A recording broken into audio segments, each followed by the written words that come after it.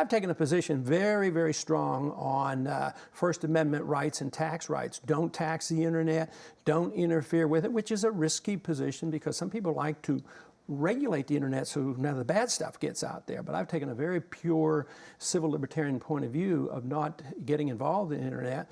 And young people like freedom. The income tax is a vicious form of taxation. It's based on the assumption that the government owns you, your life, and all your income, and the government permits you to own a certain percent. So the principle is so bad. It's the way they collect it that's unconstitutional. They force you to keep the records. That's involuntary servitude. And then you're guilty until you prove yourself innocent. It's so un-American. So just think, we lived a long time without an income tax, and we've developed the problems of big government, loss of liberties, and more war once we got the income tax. I would just come home as quickly as you could, whether it's 6 months or a year, but you do it deliberately. You send out a message and say, we've had it. This is it. All the conditions that the authority was given to the president are gone. There are no weapons of mass destruction, and there's no regime to enforce UN resolutions, and therefore the authority doesn't really exist. And so we would come home.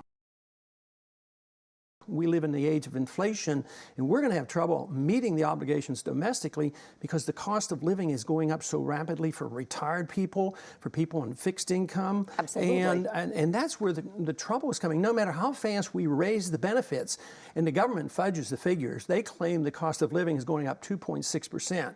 If you use the old CPI, it's going up 10%. So that's the discrepancy. So people in retirement can't keep up with this, and as long as we have the foreign policy we have, we're going to face a major financial crisis.